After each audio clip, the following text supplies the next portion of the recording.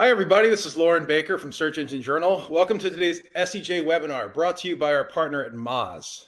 Today, we are going to be discussing how brands rule Google and why building a brand is key to SEO.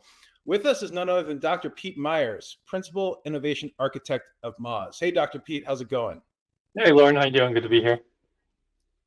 It's really nice to have you. It's been a while. So before we get started, I'm going to do some housekeeping, but I have a question. What exactly does a Principal Innovation Architect do? That's a good question. That's a recent change. It's a great way to screw up your recommendations on LinkedIn. They think I can do everything. I've gotten not job offers, listings from the FBI this week and Pfizer. And yeah, some of the jobs they think I should take would probably kill someone. I work cross-department marketing and product. For about 10 years, have been kind of studying the Google algorithm, where things are heading. And over time, that's led to discussions about how that informs product. And so a lot of my role now is R&D and trying to figure out if Google is headed this direction and where do we need to be as a product in 6 months, a year, 2 years. So in many ways, it's kind of an R&D role. Awesome. So before we get started today, Dr. Pete has an amazing presentation for everyone. I just want to go over some housekeeping here in the webinar panel. Pete, would you mind going to the next slide? I think we might have a housekeeping slide. If not, we'll just hit the back button. No, just hit the back button. We're good. Okay. So, right. So for today's webinar, you're going to see that there's a chat room. First and foremost, feel free to chime in, tell everyone where you're coming in from. We get people from all over the world. We have nearly 200 on right now, over 1,000 registrars. People are coming in still. So just chime in, let everyone know where you're coming from. Also, you'll see some emojis under the presentation today. Whenever you like something, whenever you love something, if you want to do, raise the roof or celebrations or whatever, feel free to hit the emoji buttons. Let Pete know how he's doing from that point. Also, after the presentation's over, we're going to have two different events. First of all, we're going to have a live Q&A. So as Dr. Pete is presenting, feel free to drop questions into the Q&A box. Then we'll be reviewing those in the live Q&A. After the live Q&A, we'll be doing a breakout room all about Moz's brand authority tool, and you'll be prompted to join that room. So it's going to really dive into how everything that Dr. Pete is reviewing works on the Moz side and how that can help benefit you and your business. Also, we have a ton of handouts today. So we have, it's Goog enough, a link over to Moz, sites dominating Google's top stories, an anonymous source shared thousands of insights, blah, blah, blah, ranking search results, Panda patent, and the helpful content update was not what you thought it was. So please go ahead and click over to those resources to learn more about what Dr. Pete is going over today. And then we will not be having any polls. So that's everything from a housekeeping perspective. Pete, I'm going to hand things off to you. Sounds good. Thanks, Lauren. So I think we talk about brand a lot, right? We have for years. And for the past 2 years, I've been working on trying to understand what it means. How do we measure it? What does brand mean from a search perspective? And it's challenged a lot of the ways I think. It's challenged the ways I see keywords and keyword research. And it's challenged the way I think I take brand for granted. And we all do sometimes, right? Like we rank for our brand, that's kind of the end. PPC, maybe we separate brand and non-brand because we know the money moves differently. But from an SEO perspective, we kind of go, oh, I'm ranking for my brand. The competitors aren't there. I'm good to go. And I want to challenge some of that today. And I want to get you hopefully to think about brand more broadly. Think about how you can influence that. Think about how you can gear content around it. And as we get into this AI, LLM world, talk about whether the influence of brand is going to increase or decrease. Oh, lost my button. Give me a sec. So let's start at the beginning, right? We all know, regardless of our age, I'm in my early 50s, of what this is.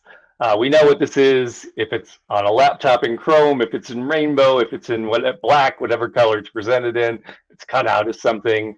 And we all know that brands are a major part not of just of marketing, but our lives, how we're influenced, how we think, how we communicate with other people. And I want to say that this is really a fundamental aspect of SEO and has been for a long time.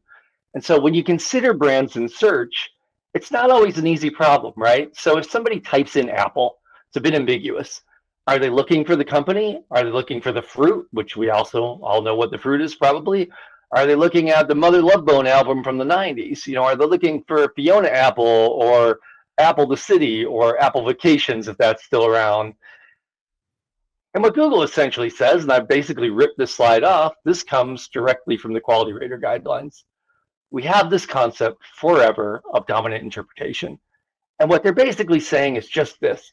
If most people who type in Apple in 2024 mean Apple the company and not the fruit or the name or the city or the album, and we don't deliver Apple the company, then we've done something wrong, right? We've delivered a bad result that doesn't match expectations.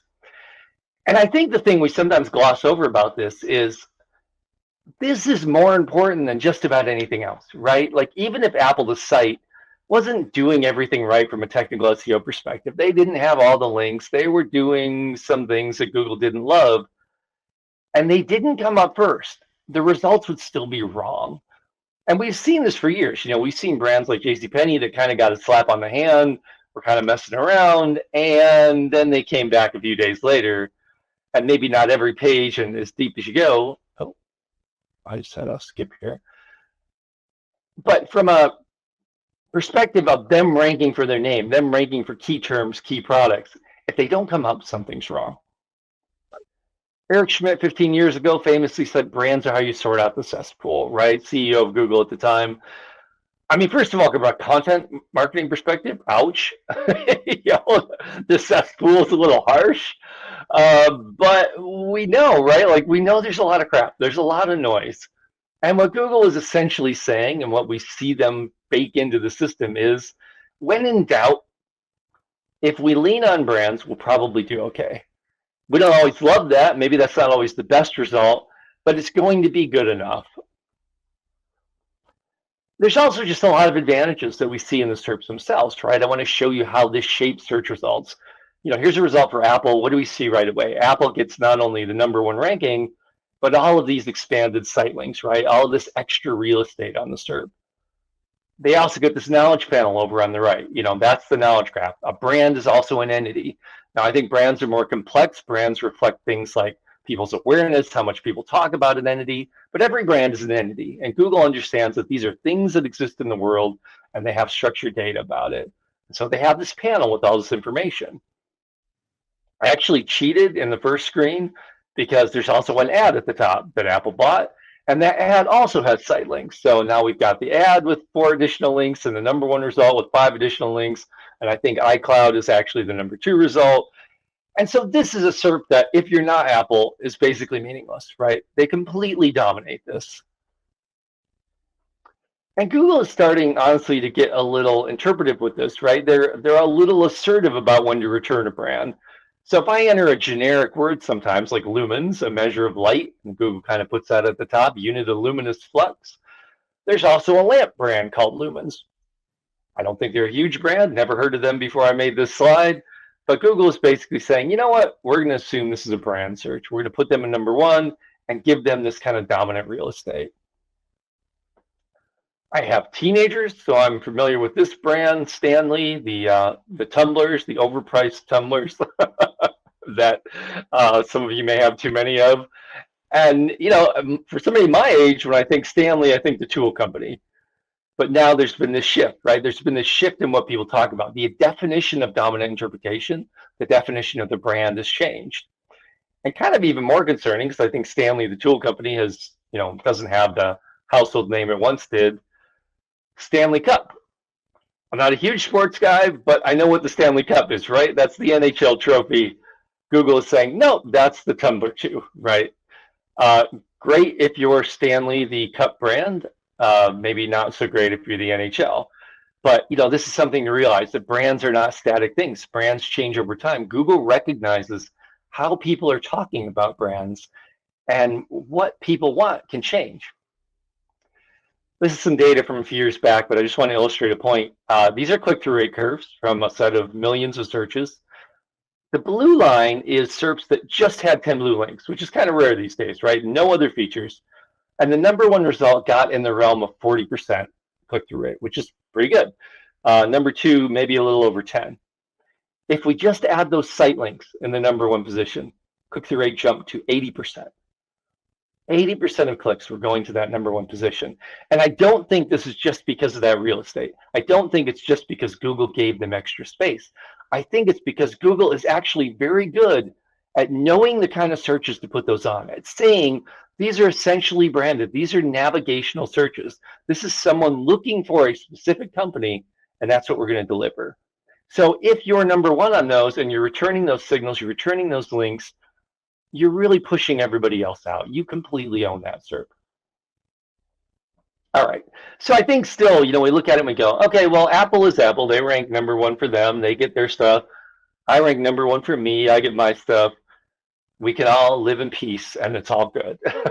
And, that'd be nice. But unfortunately, it cuts a little deeper than that. And so I want to get into this fundamental question. Is Google biased towards brands? And I think the answer is yes, but maybe not for the reasons you think, but certainly brands are getting preferential treatment in some way. AJ Cohn last year wrote this tremendous article called It's Google Enough. It's very in-depth. It gets into the antitrust testimony before Congress, some of what that revealed. But the basic concept is this. It goes back to that Eric Schmidt quote of saying, when in doubt, when there's just a mess, when we don't know what to do, when we don't know what to deliver, brands are good enough. We're probably going to default to a brand because we have some trust that that's probably going to be good information. And we know that goes too far sometimes, right? Like the recent site reputation penalties. Forbes just had some, was it Forbes? I'm blanking. Yeah, there's been some issues this last week, but there was a big thing with coupon sites a couple of months ago. Yes, some people are pushing this too far. But in general, when in doubt, they're still going to push brands out there. They're also going to be represented heavily in other features and other kinds of searches. So this is just from this year. Glenn Alsop did a study on millions of top stories, right? Millions of news results. And what they found, this is just the top 10. And you probably recognize most of these. We can agree or disagree about how they're ranked. Again, this is across a very large SERP set. But what's interesting to me is across tens of thousands of domains that ranked in top stories, right? Glenn found that 1,000 of them accounted for 90%. If you look just at the top 10, they accounted for 30% of all top stories results, right? I mean, 1,000 for 90% is actually kind of impressive when you consider the tens or hundreds of thousands of domains out there. But these 10 were basically a third of all the top stories results. And we can argue that, sure, those are big brands and we know them and okay, but that doesn't represent the reality of the publishing world, right? There's definitely a preference reflected here. There's a recent example that's even worse, unfortunately. Here's a result for best handbags for moms. Now, this is the discussions and forums section that pulls social results from forums. And this one looks pretty diverse. We have Reddit, we have What to Expect, we have DC Urban Moms. What to Expect is owned by our parent company, but I didn't choose them on purpose, I swear. But if we look at what we usually see, it's something like this. Reddit Quora. We looked at 1 million discussions and forums results from Stat from a couple of weeks ago. Of that million results, there were 7,335 domains represented. 75% of those million results came from Reddit and Quora. 2 domains of the 7,000 accounted for 75% of the results, and most of those are Reddit. Okay, why is this? Did Google cut a deal with Reddit? Do they, it's hard to say that this represents all of reality, right? Well, the problem, and this really illustrates the power that brand can have, is what do people type into Google search? They type in things like NBA Reddit, Reddit politics, Reddit college football streams. Like they're going to Reddit to figure out where to watch a game. LOL Reddit, this is not Laugh Out Loud, this is League of Legends, the video game. Reddit World News. This is 5 topics that account for 500,000 searches a month. Of tens of thousands of topics where people put Reddit and something. We saw this with Twitter too. Twitter plus topic, Twitter plus celebrity before Elon rebranded, I'm not going to talk about how I feel about Elon, but changing from Twitter to X basically destroyed all of that equity. I mean, you have all these people looking for Twitter for something, Reddit plus something. And I think Google got a little annoyed. Google said, why are you coming to Google to go straight to Reddit, which isn't great for us. So we're going to put something in between to keep you here maybe a little longer, but also that they have to serve that intent, right? They have to basically say, okay, you're looking for something very specific and we have to get you there. But for Reddit, what does it mean that somebody's typing in their name plus the topic, right? That's an incredible power of brand that isn't just about their name. I'm not just looking for their homepage. I'm saying, I want to go here to look for this. I'm saying, I want to go to Amazon to buy this thing. That's an incredibly powerful thing. And Google has to represent that in the results. I'm not going to dive deep into this. If you're an SEO, there was a big document leak about the Google API. Rand Fishkin sort of broke that news. Mike King did a big write-up. Something Rand says that I'm going to post because it plays to my point. Brands matter more than anything else. You can agree or disagree about that. That's fine. But right in the beginning here, Rand says Google has numerous ways to identify entities, sort, rank, filter, and employ them. Entities include brands. Absolutely. Google understands the knowledge graph. They understand the entity graph. They understand that these are things that exist in the real world that have importance to people. And that's a fundamental part of returning the right results. This document leak sort of brought up some interest in something a little older. And that's this patent from 2014, about 10 years ago. The title of the patent is a little broad, ranking search results, but you might recognize this name, Navneet Panda, who is the namesake of the Panda update. And there's something really interesting in this that I'm going to try and interpret and not take too long on. But this diagram, and if you look at the first two boxes and what it says, the first one is determine a count of independent links for a group of resources. So a group of resources in this case is basically your site, a group of pages. Google looks often at the page level, but essentially your website, which is a group of a bunch of pages. How many people or how many sites are linking to all those pages? Then determine a count of reference queries for the group of resources. For your pages, for your site, how many people are specifically looking for you? Looking for things that you specifically reference, which we could think of as branded queries. And what the Panda patent was basically saying was if someone has too many links relative to their branded searches, something looks wrong. If you have more links than you seem to deserve, then something's not right. You're probably gaming the system. And so I want to show you this because this is not just some esoteric, hand-wavy branding thing.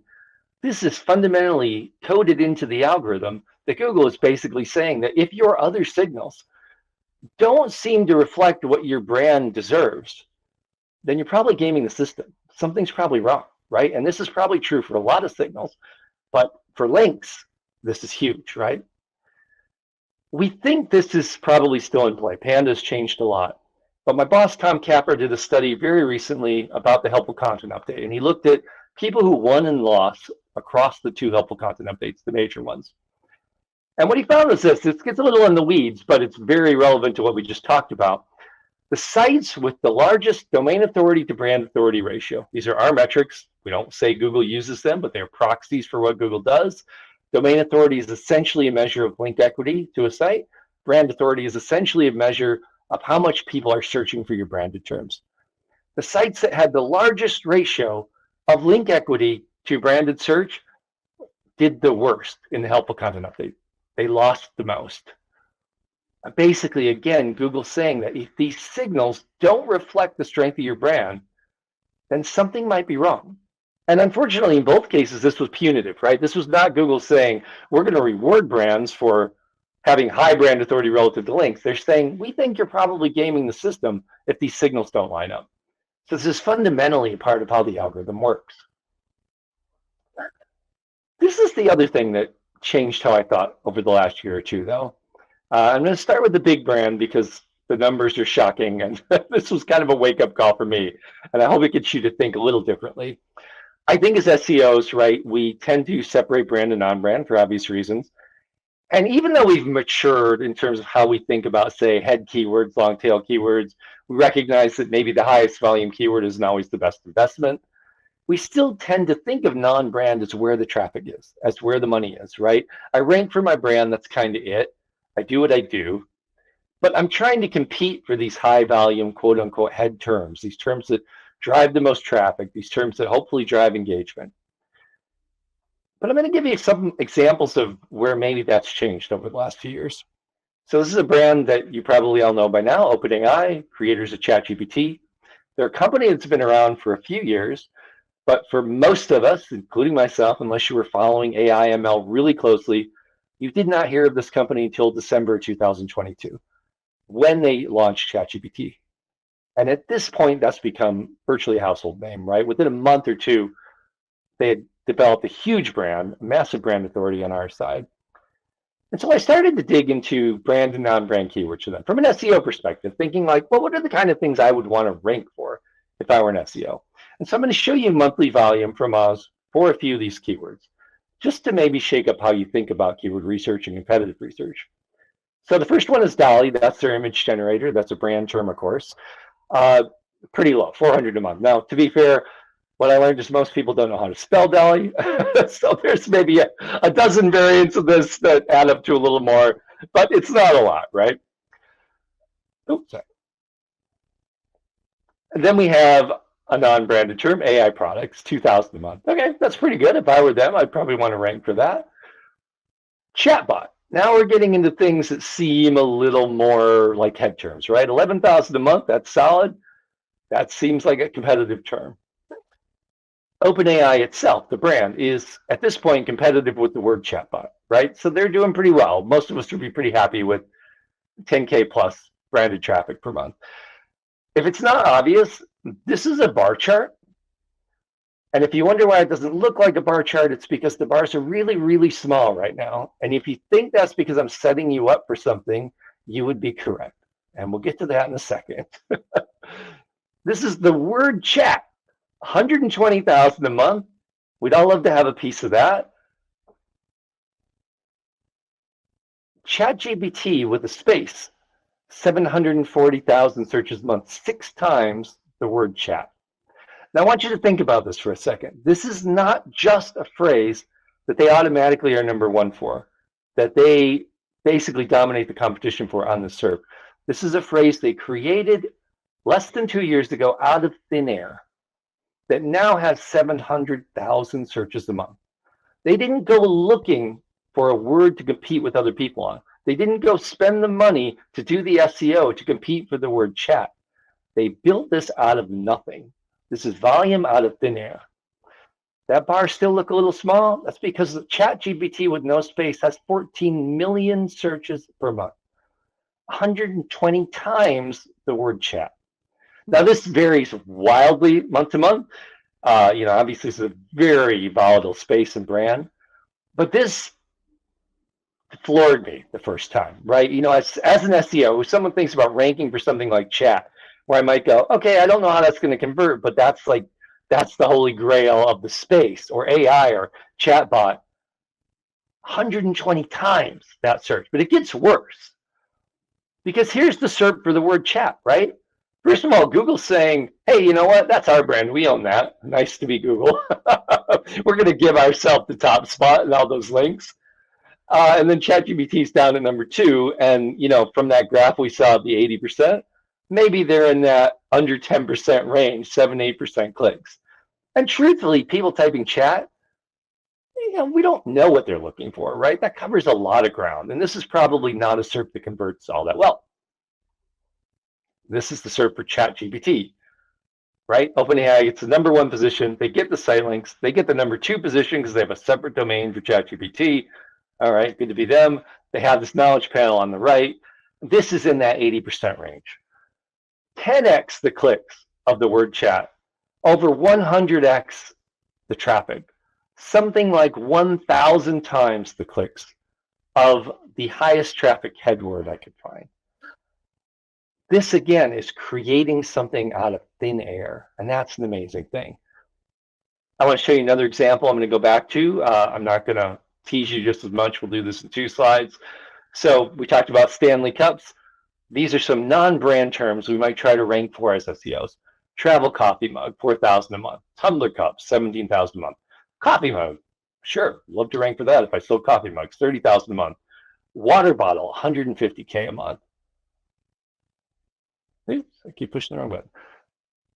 Here's the branded terms, right? Stanley coffee mug, 5K. Stanley itself, 120K. Stanley cup, 6 times the traffic of water bottle. Now, again, we've got the hockey crossover, so I'm not going to make too many assumptions.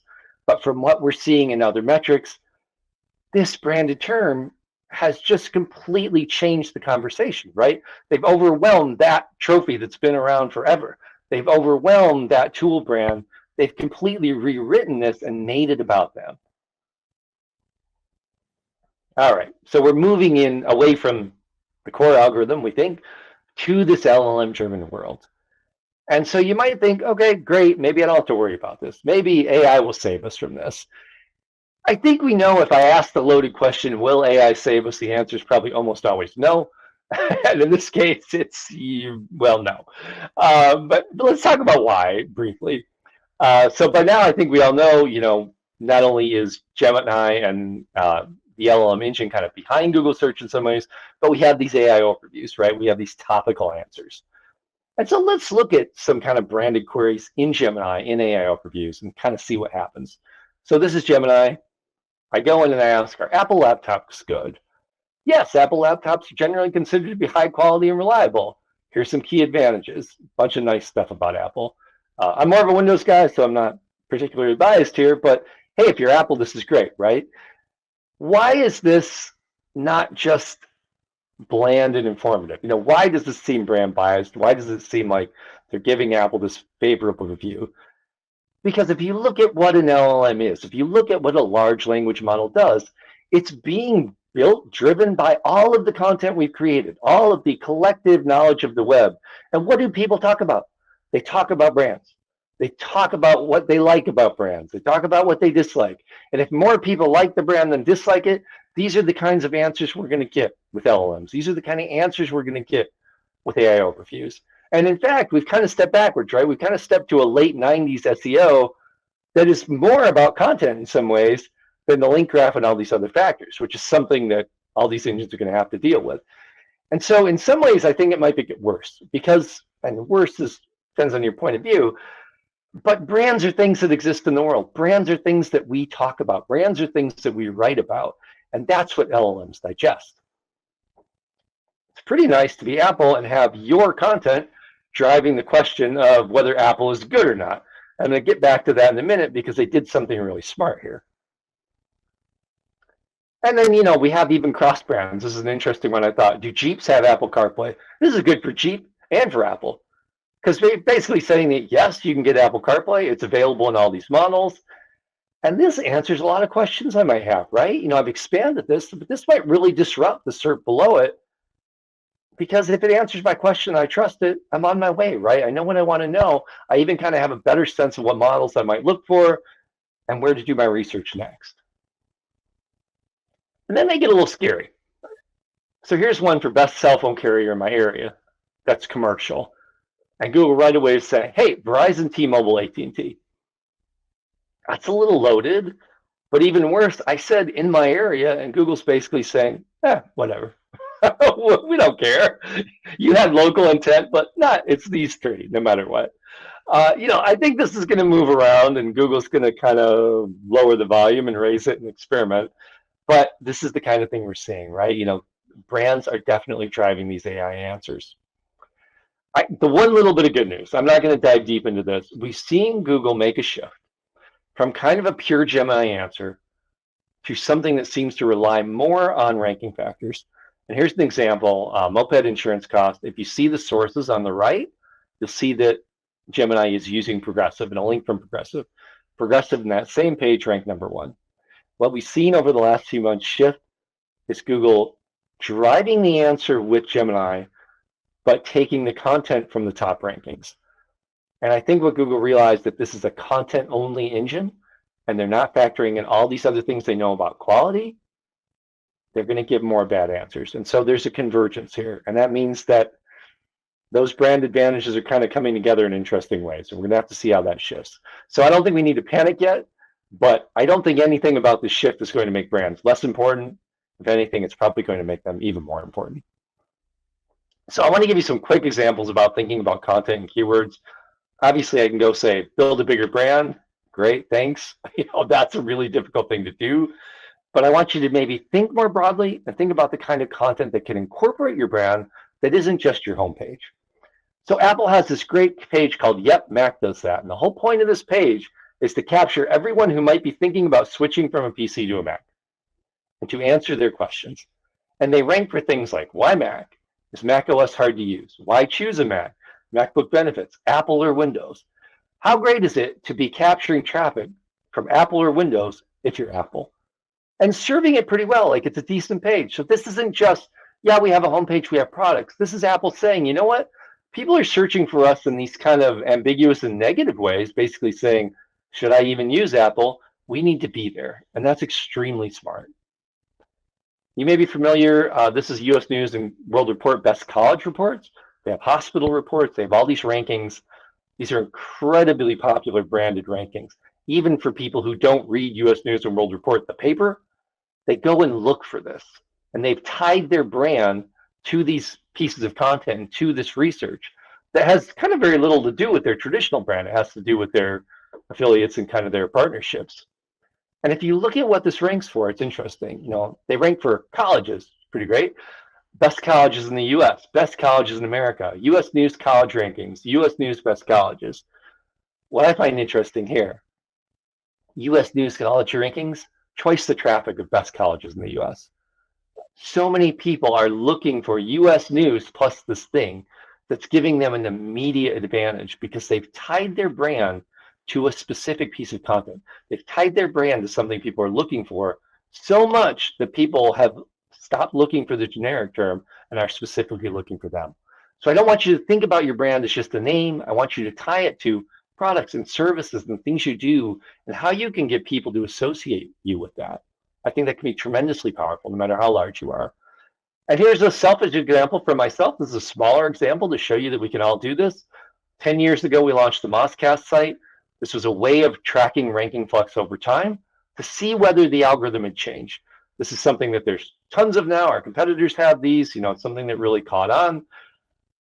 When we launched it, I said, you know what? I kind of want to tie this to a weather metaphor. And it's funny because a lot of my team kind of went, well, nobody talks about it that way, right? This is a new thing. We need to kind of couch it in traditional terms. And I kind of said, it's my project. I'm going to do what I want. Which maybe whether I was right or wrong at the time, we can debate. But now, 10 years later, what do we rank for? Google algorithm weather, Moz temperature, Moz forecast, Moz SEO weather. Nobody was tying SEO and weather together before. And now it's become kind of this fundamental piece of our brand and gotten people to look at it in a different way and talk about it in a different way. And to the tune of 10 years worth of traffic and millions of visits, right? We're not Apple. I'm not trying to compete with these massive brands. We're not a household name by any stretch. But it got people to talk about us and look for us specifically in this niche. And so I want you to think about that. I want to leave you with one thing. I think it's a very important concept. And that's the question of where does search really begin? A little bit of review, I hope to cement this in your brain. If you can own a term from the beginning, not only can you dominate that SERP, get all these signals, get all this real estate, but basically create traffic that didn't exist before. We've seen that. It works for all of us. You're not going to get 14 million a month for your brand name. I get that. I cherry pick that. It makes for a good slide. But we can all do this. We can all drive that traffic that instantly no one can compete for. We know this is baked into the algorithm. This isn't just some hand-wavy concept. This is tied to how Google fundamentally works. That piece from AJ, there's a great quote in it. One of the common complaints is that Google is biased toward brands. And they are, but only because people are biased towards brands. Because brands are how we think, brands are how the world is structured, brands are how we operate. We don't have to love that. It's not always great, but it's how the real world works, and Google has to model the real world. And we know that drives how people search. It drives what they think. And so I want to leave you with this because I think it's an important concept. If you're Stanley and you rank really well for a search like Peony Stanley Cup, and what you'll find is that Stanley Cups come in a wide range of colors, including a whole lot of pinks, including now peony. Okay, it's great to rank #1 and #2 and be in the image results and conquer the search and have people specifically looking for you in this way. But search doesn't start here, even though this is what we often measure as SEOs, right? Search doesn't start here. Search doesn't start at this page that most of us don't use, but it doesn't start with typing the words into the box. It starts with the idea that brought them here. It starts with this. This is one person's collection and a very small portion of it. But as someone with teens, it starts when someone walks into the store and realizes there's a color they didn't have. When they walk into their friend's house and see this. When they open up TikTok, where my 14-year-old searches too much, and see this, right? It starts with an idea that's put in their head before they ever reach that box. And fundamentally, this is the task of SEO. Brand is an idea we plant in people's heads. Brand is an idea that drives the journey to search. And if we capture them before they already get there, then we've won the game. So finally, the culmination of some of my work. Last year, we launched Brand Authority. It's a metric from 1 to 100 that attempts to measure your branded traffic against other sites in the world and the cumulative branded traffic. And we look at brand in a very wide way, right? For Apple, it's not just Apple. It's things like iPad and Mac and iTunes and Genius Bar, and trying to understand brand as a broad concept. That's available in Domain Overview now with a whole ton of other information, including Domain Authority. Melissa in the breakout room is going to talk to you about that a little bit. And I'm going to turn it back to Lauren for a minute.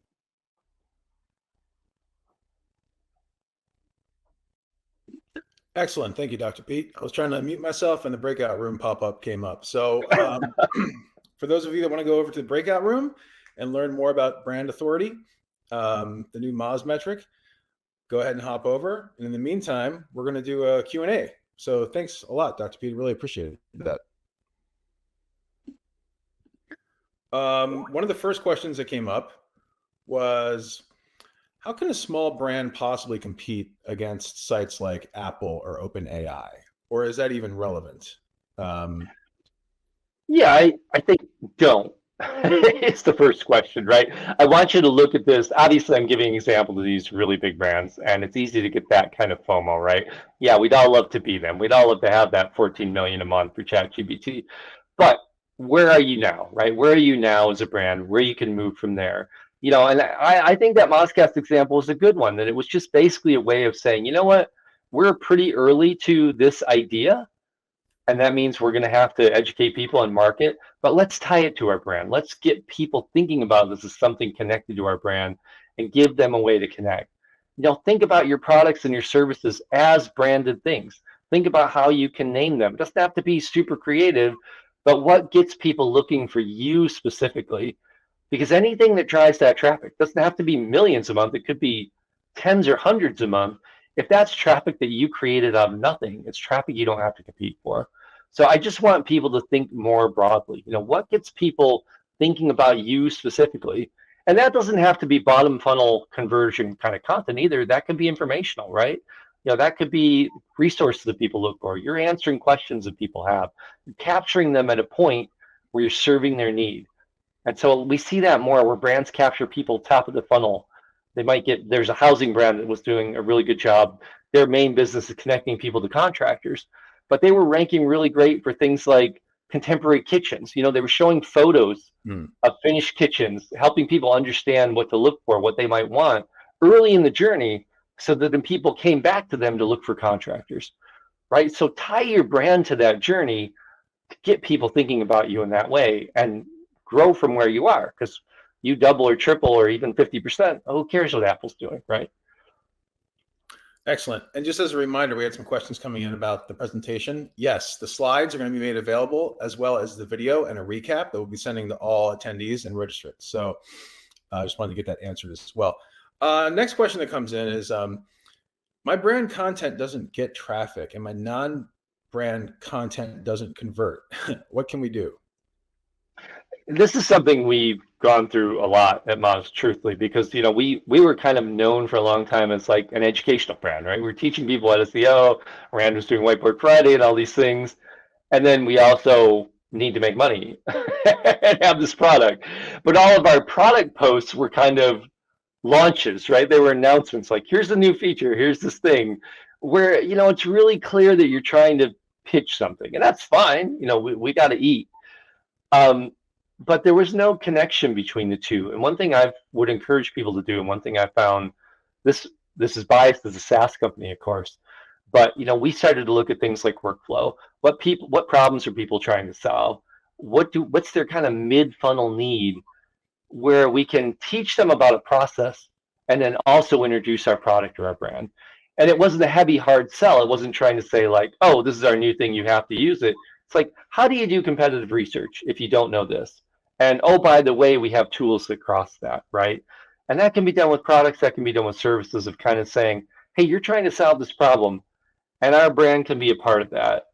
And so I think if you take kind of that middle of the funnel perspective, you can start to bring those things two together that hopefully have medium-sized traffic and decent conversion, and start to get people thinking about your brand. Because otherwise, you're right. It's all this top of funnel, high volume, bottom of funnel, high conversion, and we're not connecting the two. What are some ways that companies or sites can identify long tail branded opportunities and then optimize them to rank for them? For example, one thing that comes to mind is like, and you had kind of alluded to this a little bit with the updates, is all of the coupon sites that are out there, right? So if like brand name discount code, brand name promo code, and a lot of the time it won't be the brand itself that ranks at the top of that. It will be a coupon site where the user intent is like, maybe they're already in the cart about to buy something, and a Shopify cart by default prompts someone to search for a promo code, right? So they search for the brand promo code, and maybe then they're taken to a third-party site, which goes through an affiliate link or something like that. And then maybe they get back to the cart, and maybe they get totally distracted and they start looking at Reddit reels about, whatever it may be. So, or Reddit's about, TikToks about whatever it may be. So point being is like, what are some ways to identify those low-hanging fruit and then capitalize on them? Yeah, well, nothing in the coupon space is low-hanging fruit, unfortunately, as we've seen. Yeah, I think it's interesting. I think sometimes as a brand, you have to go out and see who else is ranking for your own brand terms. I mean, you have to do that keyword research around your brand and say, like, wait a minute, we have this with domain authority, right? So many other people ranking for domain authority checker and things like that using our API. It's great to have API customers, but then we weren't really capturing that, and sometimes it was being misused, or sometimes it was being misrepresented, and we get like, oh, why do you claim this about Google? And I'm like, what are you talking about? And it was being presented on someone else's site. So I think doing that deep keyword research for your brand and your product and service terms, I think applying to that to your competitors too. Like, what are people looking for that's connected to your competitor? Because there's probably opportunity there that maybe you're not capturing. What are people looking for that they tie to someone else that maybe you could kind of get a little bit of and a little piece of? I've seen, this is hard sometimes, but really powerful cases where we converted well from third-party sites that compared us to other tools, and where our competitors probably converted well too, because it seemed unbiased, right? It seemed like a good kind of product review, and they were covering multiple companies, and we all kind of got a piece of that. That's really tricky because you don't want to necessarily go out and pay for that, and add this layer of bias. You don't maybe want that to always live on your own site. But, we've looked in the past at things like partnering with people, giving them data and just saying, hey, you know what, we're going to help you do this, but you do what you got to do. It's editorial control is entirely yours, because we want that information to be out there, because we know a balanced comparison we're all going to do okay with, because there's pros and cons to everything, right? Especially in an industry where people might buy multiple products. And so, sometimes to take a healthier view of maybe that doesn't always have to live on my site, if it's helping develop my brand, traffic to my brand, how people think about my brand. Because a lot of times the next step would be that someone's going to go to our site and look for that. And that's Yeah. great. That's okay. Speaking of developing brand, next question that comes in is, what can a small business do to create brand awareness if they can't invest much in paid marketing? That's hard, right? A lot of brand awareness is coming from traditional marketing. It's coming from sources kind of outside of search, and oftentimes that's going to take money.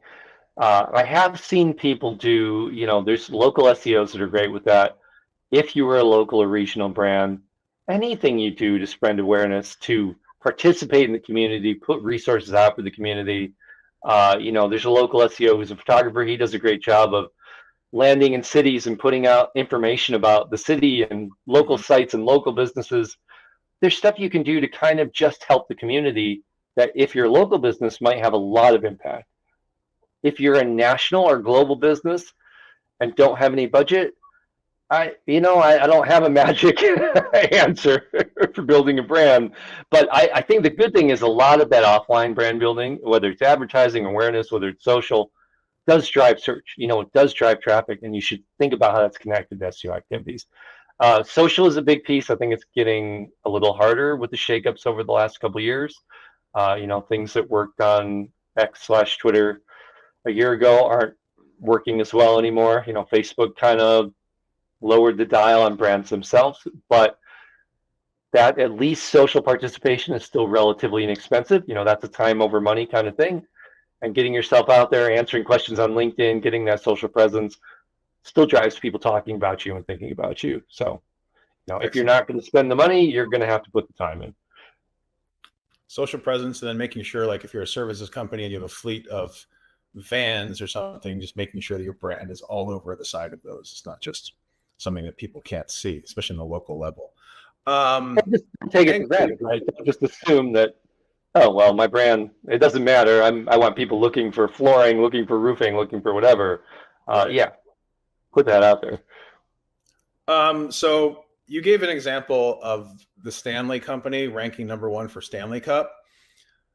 As we get closer to the NHL season and the Stanley Cup playoffs, do you see that switching out? And then how does that affect a company that, say you are Stanley, and then suddenly, I don't know, when's the Stanley Cup, like March or something?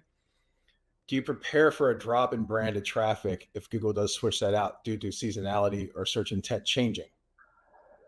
Yeah, the short answer. I have no idea. We could easily, there are definitely shifts like that, right? We could easily see that taking over. It's interesting. I track brand authority over time, and we looked at it for NFL teams. And as the season progresses and some teams start to do better and worse, brand authority shifts, right? Yeah. There's always teams that are going to be bigger than others. If you're the Dallas Cowboys, you're a national team, you're the Patriots, sure, there's going to be more awareness for certain teams, however we feel. I'm a Bears fan. That can be rough sometimes. But there's that movement throughout the year, right? And you're right. As the cup comes closer, as the finals come closer, there might be that shift back. And there's also going to be that TikTokification for them of, there was a sudden jump in interest, but that's really fickle too, right? That's really kind of fleeting. So do they get to keep that forever? No. It's a powerful thing, but it's moving faster and faster all the time. And it grows, it spikes faster. You can go viral, but it fades faster too. And yeah, that's just a challenge of modern branding, right? The speed is increasing. Absolutely. And you kind of touched upon this with the challenges of Twitter turning into X and things like that. But for beginning to build a brand, is social media a good place to begin? It's an easy place to begin. I think easy in the sense that it's low barriers to entry and pretty much low cost. But I think the investment is still significant, right? It still takes time. I think there's always trade-offs. I worked in PPC for years. I never say certain things are better than the other, but PPC SEO is a great example. Great thing about PPC is you turn the switch on, the traffic comes. But you turn the switch off, the traffic stops. SEO takes a ramp up. But, we saw this over the pandemic. When the spending cuts, the traffic doesn't go away right away, right? So I think you need to be doing these things in tandem, and something like social, something like PPC can get things rolling quickly. Something like SEO takes time, but it creates that flywheel, and that's true of a lot of advertising. So you need to be investing in these kind of in tandem because they all kind of have different time frames and different returns over time, in my view. Got you. One question that comes in from Alice is that as brands become more and more important, um, is it possible for comparison sites or review sites to still thrive? Or do you think that they're going to become dwarfed by brands doing their comparisons and reviews and or Reddit results? Um, is it possible for comparison and review sites to build a good enough brand to compete? I mean, we own some. So selfishly, I hope so. Zip owns a couple Black Friday brands in CAC. That's a really tricky space. I think the coupon world is a warning, to be sure, but I think that's an example where Google's saying, you know what, all these sites just wanted a piece of that pie and bought coupon directories and put them in a subdirect, put them in a subdomain, put them in a subfolder, and then said we're done. You know, they didn't really invest anything. Now we're flooded with all these coupon sites, and we have to do something about it. So there's going to be that kind of reckoning, and definitely, unfortunately, you know, comparison sites have gone through that. And when Google sees something like best this and best that, they're worried about quality. You know, we start to see them intercepting it, right? Like we start to see those product carousels and all these shopping results and the, what do they call them, the free product results, which aren't technically shopping, but kind of look like it. Those are becoming more common because Google's worried about quality, to be sure. But this is what people look for, right? They look for comparisons. They look for best of. They look for this way to continue in their shopping journey. That's never going to go away. So I think the bar is going to get higher. Quality is going to become more important. You're not just going to be able to slap up someone else's comparison engine on your site. I think the good thing about this is, let's say I'm a brand and go, well, why do I want to give all this traffic away to the coupon sites? That's an easy thing to say, but that's potentially millions of dollars of investment, and they aren't good at that, and they don't always do it well. And so it's going to be a slow journey, but would I be a little worried? Sure. You know, And you have review sites that invested in building brands, right? Like Wirecutter, or yeah, there's multiple ones in the finance space. Like I think it's Go Banking or something. Whatever. But a lot of them have invested over time in building their brand, right, and building the credibility of their brand. Um, Now, does going back to like reviews and stuff like that, does you know really boosting the say the quote unquote like authorship and everything else, an EAT with authors, maybe a medical board reviewing content, things like that. Does that help at all with? Does that help with brand recognition or brand trust? yeah. I Much as mean, it we see that with some of our brands. I mean, I think it has to be real, right? It can't just be a thing you slap on there that says medically reviewed or this is a professional review. You know, it's easy to do that kind of thing, but we have seen an impact of that. I'm always hesitant. You know, EEAT now, you know, expertise being added to the mix. We don't know exactly how Google measures that. We don't. They don't measure it like a human, quite like we would, but it's certainly baked in there somehow. You know, we're seeing an impact, and it's again, it's not that Google wants this. That's what people want, right? People want authoritative sites. They want to feel that you're trustworthy. There's always a line between actually being trustworthy and faking that, but I do think over time that informs what people look for. You know, why do they go to Reddit for look for this? Because they basically feel like communities can be trusted to some degree. Not always true, but they feel like that's there. So this is serving a need people have, and it's going to be important. I don't see that ever going away. You know, and even in an LLM-driven world, again, it's driven by what everyone's saying, but Google also has to add that layer. In Search GPT, we're going to see it too. They have to add that layer of, hey, is this actually good quality information coming from trusted sources that we think have some authority? That's always going to be there. Speaking of capitalizing on branded search or targeting branded search terms, and back to Stanley, Eva asked a pretty in-depth question. So, since we're talking about the Stanley brand, how does an online retailer that's a reseller of Stanley Cups even begin to rank for selling Stanley Cups? She used to be able to rank for branded clothing that they sell, but it's been impossible now that the brands have a lot of their own websites and their own like direct to commerce or direct to consumer solution. Even PPC doesn't seem to work as well because their pockets aren't that deep to compete with the big brands that are running ads for that. So if I'm a reseller of a product, how can I, one, better rank for those branded terms, and then two, build up my own brand, so not only does Google see that I'm a trusted authority entity on the subject, but also people might click on it because they recognize the brand. Yeah, I think it's really hard for resellers. It's really hard to add value when you're using a collection, even if you have a great site and a good experience, if it's a collection of other people's products and other people's descriptions that you end up having to use for whatever reasons, including legal, yeah, I mean, you are competing against the original, and that is a really difficult problem.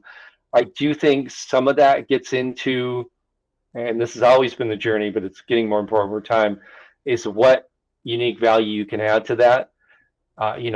Is it a review thing? Is it something that other people aren't, that the main brand doesn't want to deal with? Are you able to say something more balanced about their brand? Are you able to more fairly compare it to other products?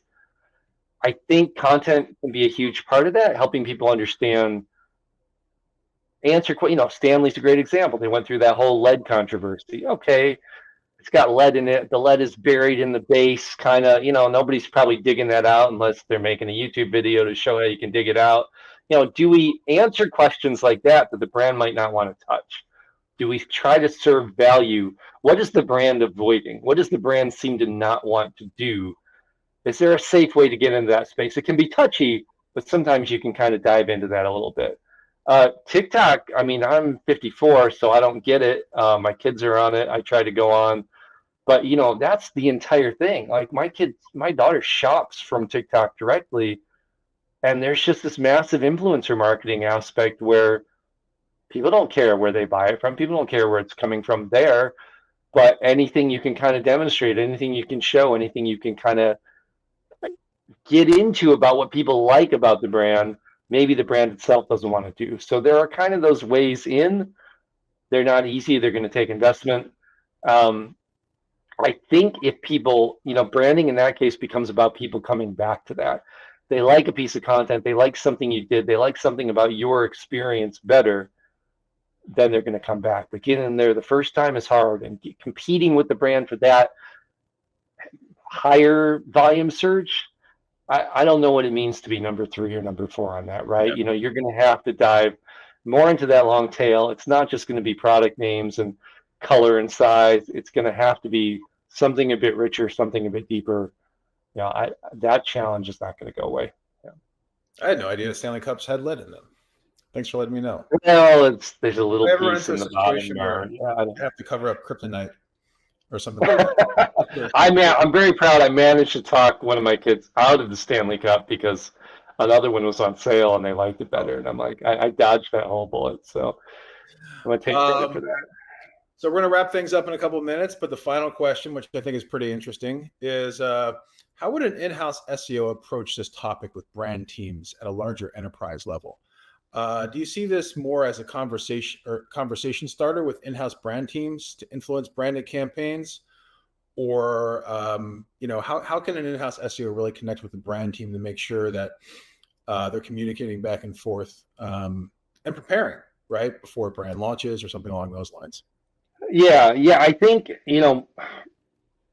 just starting the conversation from an SEO perspective in this sense, I think when brand managers or, general marketing groups might have looked at us in the past, it was all about, here's the keywords we want you to use. Here's the special link we want you to post on this.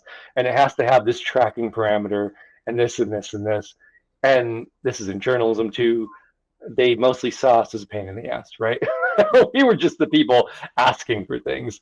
So some of the stuff that I've talked about with branded traffic and brand impact and the broader way of seeing brand, I think that's a conversation starter in the way that you can say, hey, you know what, this recent campaign drove all this traffic, drove these new terms, drove this new way that really helps us across the marketing department, really helps us across the org. Try to show them how that's helping you, how that's driving traffic, how that's driving money. that maybe you can get somebody at the C-suite level interested. Maybe you can get the CMO interested and say, you know what, we're part of this journey. You're helping us drive this. How can we work together to make the whole thing work better so that we all make more money?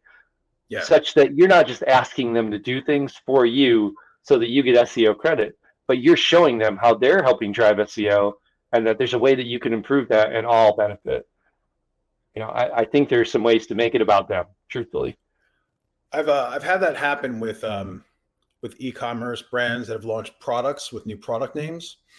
And then sometimes they'll put everything behind like an email blast, a social media campaign, whatever it may be to get that new product name out there.